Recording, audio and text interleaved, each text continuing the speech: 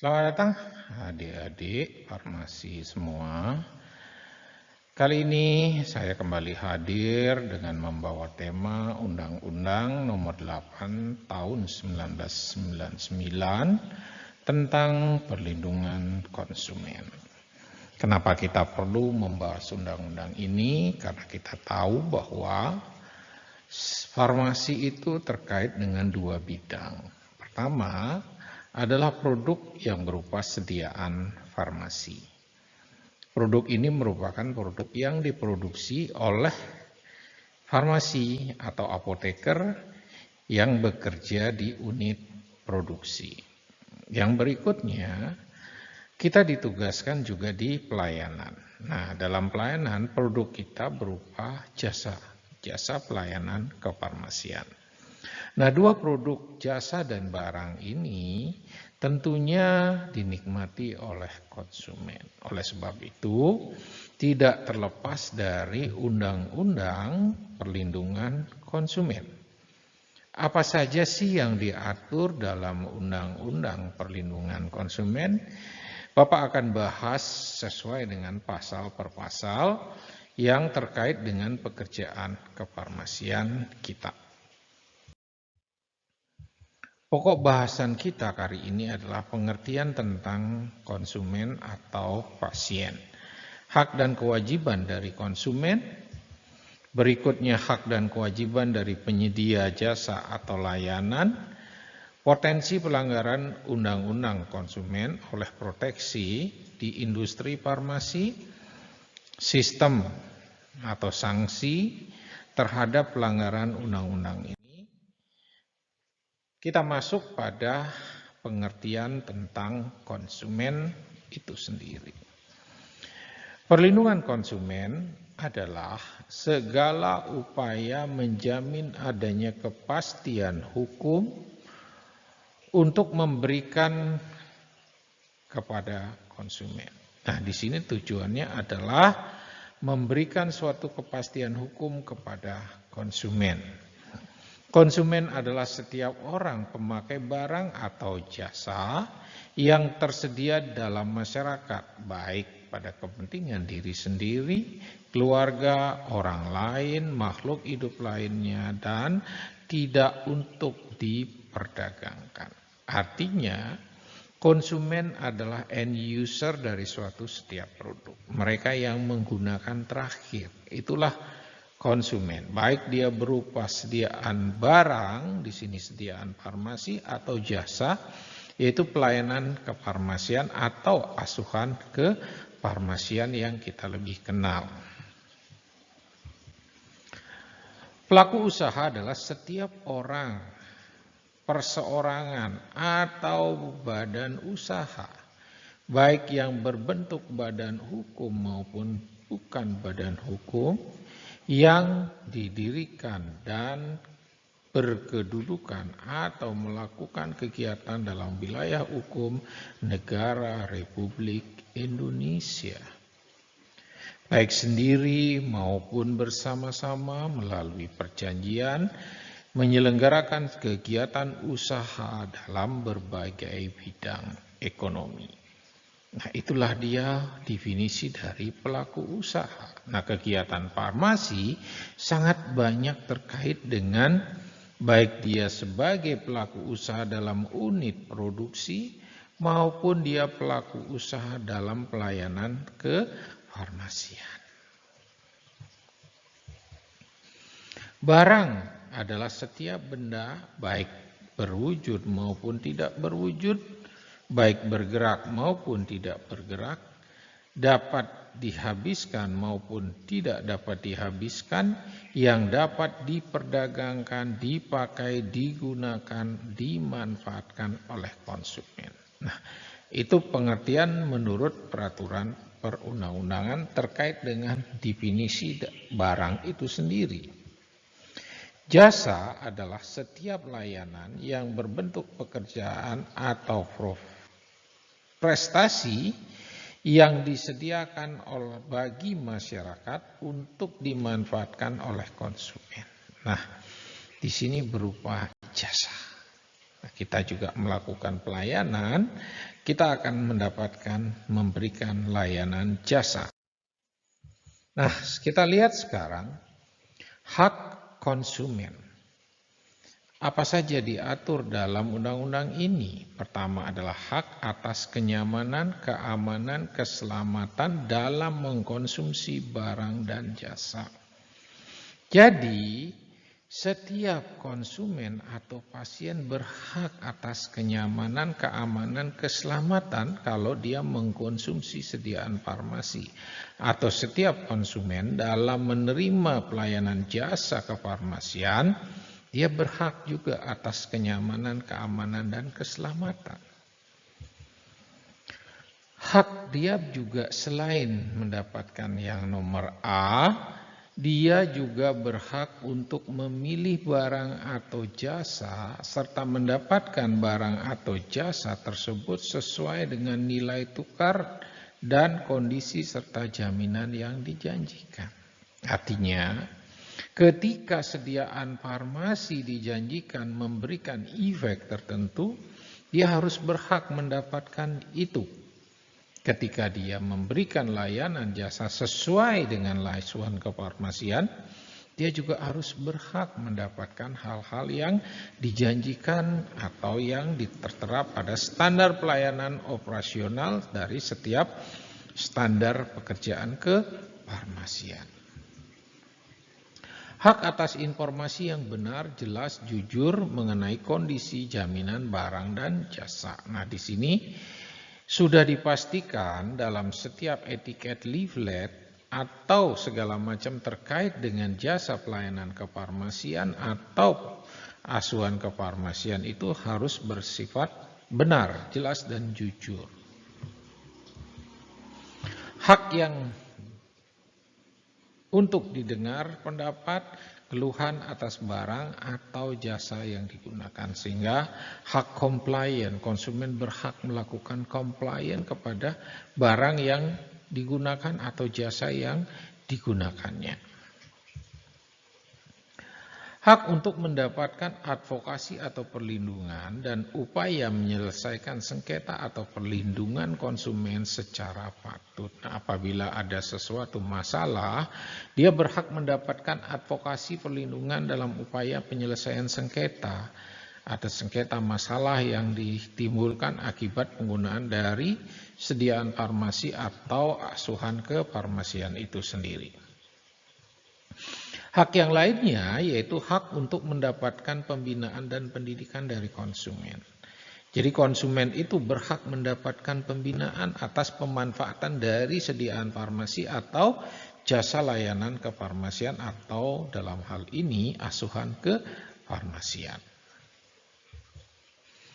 Hak untuk diperlakukan atau dilayani secara benar dan jujur, tidak diskriminatif. Nah, ini menjadi poin G, juga menjadi acuan dalam sumpah apoteker bahwa kita tidak boleh dalam melakukan perbedaan atau diskriminasi pelayanan kefarmasian kepada masyarakat. Tidak boleh melakukan perbedaan atas suku, ras, agama. Sehingga kita harus melayani sesuai dengan kebutuhan dari konsumen berdasarkan kenyataan dari kondisi konsumen yang kita hadapi. Hak untuk mendapatkan kompensasi, ganti rugi, atau penggantian apabila barang dan atau jasa yang diterima tidak sesuai dengan yang dijanjikan atau sebagaimana mestinya. Nah, apabila barang yang dijanjikan, misalnya sediaan farmasi yang sudah dijanjikan tidak memiliki kompensasi, jadi tidak sesuai, misalnya apabila barang jasa katakanlah kadarnya tidak memenuhi standar sehingga dia harus ditarik, kemudian ada produk compliant, itu bagian dari syarat CGMP. Penarikan barang dan kemudian penggantian barang apabila kontrol eksternal atau internal terhadap kadar dari itu tidak memenuhi standar. Hak-hak yang diatur dalam ketentuan peraturan perundang-undangan yang lainnya. Nah, selain hak-hak seperti ini, mungkin ada hak-hak lain yang diatur. Nah, itu juga menjadi hak dari suatu konsumen atau pasien. Selanjutnya, di samping konsumen mempunyai hak, dia juga harus memiliki kewajiban atas pemanfaatan dari barang dan jasa. Membaca atau mengikuti petunjuk informasi dan prosedur pemakaian atau pemanfaatan barang dan jasa demi keamanan dan keselamatan. Jadinya dia wajib mengikuti ketentuan, aturan, prosedur, cara pakai yang diinformasikan oleh tenaga kefarmasian terhadap barang sediaan farmasi atau jasa. Beritikat baik dalam melakukan transaksi pembelian barang dan jasa. Nah, di sini yang terpenting. Kemudian berikutnya membayar sesuai dengan nilai tukar yang disepakati. Jadi nilai barang, berapa besaran dari nilai barang sediaan farmasi, itu kemudian berapa jasa dari pelayanan kefarmasian yang harus dibayar. Di sini haknya. Mengikuti upaya penyelesaian hukum sengketa perlindungan konsumen secara patut apabila ada masalah. Baik adik-adik, kita lanjut. Kita tadi sudah bahas mengenai hak dan kewajiban seorang konsumen. Sekarang Bapak masuk kepada hak dan kewajiban pelaku usaha. Pertama, hak untuk menerima pembayaran yang sesuai dengan kesepakatan mengenai kondisi dan nilai tukar barang atau jasa yang diperdagangkan. Nah, di sini sama dengan hak konsumen untuk membayar. Hak untuk mendapatkan perlindungan hukum dari tindakan konsumen yang beritikat tidak baik. Hak untuk melakukan pembelaan dari sepatutnya di dalam penyelesaian hukum sengketa konsumen. Hak untuk merehabilitasi nama baik apabila terbukti secara hukum bahwa kerugian konsumen tidak diakibatkan oleh barang dan atau jasa yang diperdagangkan. Hak-hak yang diatur dalam ketentuan peraturan perundang-undangan lainnya. Nah, inilah hak-hak yang harus diatur, yang diatur dalam Undang-Undang Perlindungan Konsumen. Apa yang menjadi kewajiban pelaku usaha? Beretikat baik dalam melakukan kegiatan usaha. Memberikan informasi yang benar, jelas, jujur mengenai kondisi dan jaminan barang dan atau jasa, serta memberikan penjelasan penggunaan, perbaikan, dan pemeliharaan. Memperlakukan atau melayani konsumen secara benar dan jujur, serta tidak diskriminatif. Menjamin mutu dan atau jasa yang diproduksi atau diperdagangkan berdasarkan ketentuan standar mutu barang dan atau jasa yang berlaku. Memberikan kesempatan kepada konsumen untuk menguji dan atau mencoba barang atau jasa tertentu serta memberi jaminan dan atau garansi atas barang yang dibuat dan atau yang diperdagangkan. Memberi kompensasi atau ganti rugi dan atau penggantian atas kerugian akibat penggunaan, pemakaian dan pemanfaatan barang dan atau jasa yang diperdagangkan. Memberikan kompensasi atau ganti rugi dan atau penggantian apabila barang dan atau jasa yang diterima atau dimanfaatkan tidak sesuai dengan perjanjian. Selanjutnya kita akan bahas perbuatan-perbuatan yang dilarang bagi pelaku usaha. Kita ambil pada pasal 8. Pelaku usaha dilarang memproduksi dan atau memperdagangkan barang dan jasa yang pertama, tidak memenuhi, tidak sesuai dengan standar yang dipersyaratkan dengan ketentuan peraturan perundang-undangan. Nah, di sini jelas Syarat persandar ketentuan peraturan perundang-undangan tentang produksi sediaan farmasi baik pelayanan jasa itu sudah diatur oleh menteri. Kemudian tidak sesuai dengan berat dan isi bersih, neto atau jumlah hitungan sebagaimana yang dinyatakan dalam label dan etiket. Nah, kita sadari bahwa sediaan obat itu harus wajib sama sesuai dengan etiket berapa besarnya. Dan ini dikontrol oleh BPOM dan juga oleh industri yang memproduksinya menggunakan external control. Tidak sesuai dengan ukuran, takaran, timbangan, dan jumlah dalam hitungan ukuran yang sebenarnya. Tidak memenuhi kondisi jaminan, keistimewaan atau kemanjuran sebagaimana dinyatakan dalam label, etiket, keterangan dari barang atau jasa. Tidak sesuai dengan mutu, tingkatan, kompetensi, proses pengelolaan, gaya, mode, penggunaan tertentu sebagaimana dinyatakan dalam label atau keterangan barang dan atau jasa tersebut. Tidak sesuai dengan janji yang dinyatakan dalam label, etiket, ketentuan iklan atau promosi penjualan atas barang dan jasa. Nah, sehingga di farmasi itu ada yang mengontrol tentang promosi dari sediaan farmasi. Apabila dipromosikan terlalu berlebih atau diiklankan tidak sesuai dengan klaim, itu akan diperingati oleh Badan POM. Tidak mencantumkan tanggal kadaluarsa dan jangka waktu penggunaan atau manfaat yang paling baik. Nah, di sini di farmasi tidak mungkin bisa terjadi sebab pada saat kita mendaftarkan hal tersebut harus dicantumkan. Nah, juga dilakukan kontrol post market. Apabila kita tidak mencantumkan expired, kita akan dikomplain oleh BPOM, barang kita akan ditarik dari peredaran.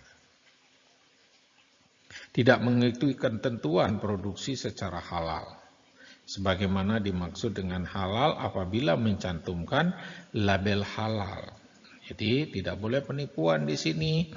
Kemudian tidak memasang label atau membuat penjelasan barang yang memuat nama barang, ukuran barang, isi bersih neto, komposisi, aturan pakai, kemudian tanggal pembuatan, akibat samping, nama, alamat, pelaku usaha, keterangan, dan yang lain penggunaan yang menurut ketentuan harus dipasang. Jadi semua informasi yang harus dipasang pada label yang sudah diatur berdasarkan peraturan perundang-undangan diwajibkan untuk dipasang. Tidak mencantumkan informasi dan atau penggunaan barang dalam bahasa Indonesia sesuai dengan ketentuan perundang-undangan berlaku. Jadi barang-barang yang beredar di Indonesia harus wajib menggunakan bahasa Indonesia. Selanjutnya dari pasal 8 ayat 2, pelaku usaha dilarang memperdagangkan barang yang rusak, cacat, atau bekas atau tercemar tanpa memberikan informasi lengkap dan benar atas barang yang dimaksud. Pelaku usaha dilarang memperdagangkan sediaan farmasi dan pangan yang rusak, cacat, bekas, tercemar ataupun tanpa informasi. Jadi dilarang kalau dia sudah rusak, sediaan farmasi tidak boleh dijual. Pelaku usaha yang melakukan pelanggaran dalam ayat 1 dan ayat 2 dilarang memperdagangkan barang dan atau jasa tersebut serta wajib menariknya dari peredaran. Jadi kalau sudah dinyatakan tidak sesuai, itu harus wajib ditarik dari peredaran. Kemudian pasal 9, pelaku usaha dilarang menawarkan atau memproduksi, mengiklankan suatu barang dan jasa secara tidak benar dan atau seolah-olah. Jadi sediaan farmasi itu nggak boleh diiklankan berlebih atau memberikan justifikasi atau memberikan kesaksian yang melebihi dari apa yang ditawarkan. Barang dan atau jasa sebagaimana dimaksud pada ayat 1 dilarang untuk diperdagangkan. Jadi apabila dia tidak mendapatkan izin edar, nah selama dia sudah mendapatkan izin edar, kemudian penjelasannya tidak sesuai dengan yang diedarkan, itu bisa mendapatkan peringatan, terutama dari BPOM, barang kita bisa ditarik. Pelaku usaha yang melakukan pelanggaran tersebut dilarang melanjutkan penawaran, promosi, dan pengiklaran terhadap barang dan jasa tersebut. Kita masuk pada pasal 10. Pelaku usaha dalam menawarkan barang dan atau jasa yang ditujukan untuk diperdagangkan, dilarang menawarkan, mempromosikan, mengiklankan, atau membuat pernyataan yang tidak benar dan menyesatkan. Mengenai harga atau tarif barang dan jasa, bagaimana satu barang atau jasa kegunaannya tidak boleh disampaikan tidak sesuai. Kondisi, tanggungan, jaminan, hak atau ganti rugi atas barang dan jasa.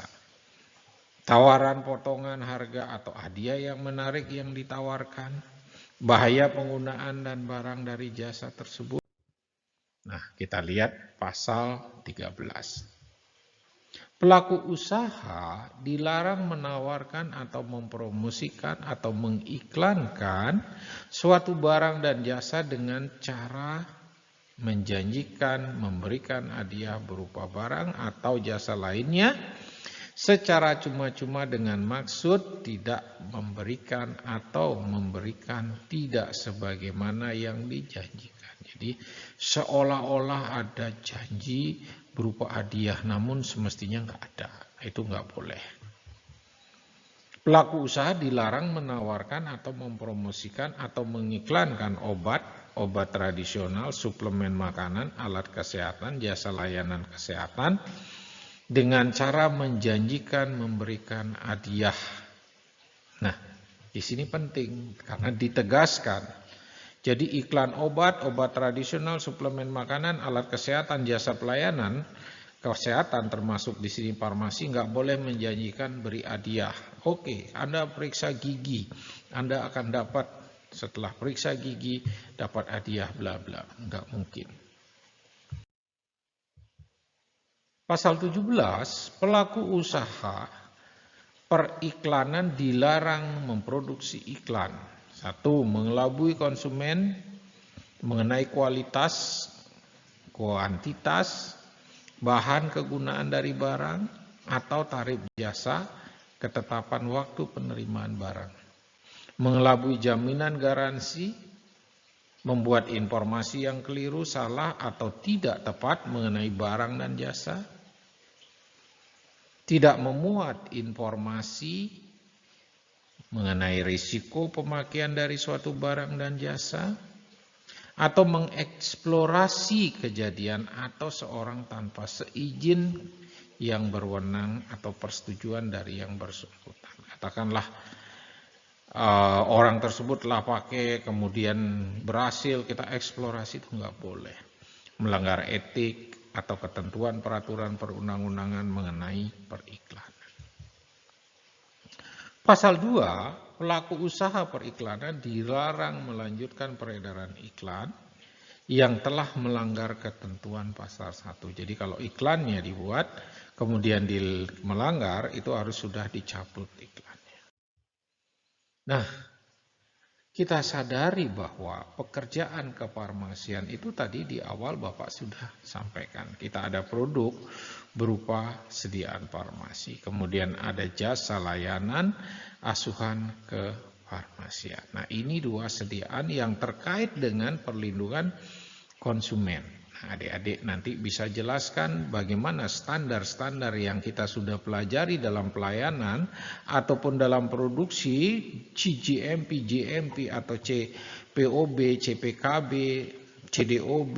Nah, semua itu adalah standar-standar yang diperuntukkan untuk menjaga mutu dan menjamin mutu sediaan seperti apa yang sudah ditetapkan dalam Undang-Undang Perlindungan Konsumen ini. Nah, demikianlah adik-adik tadi materi singkat terkait dengan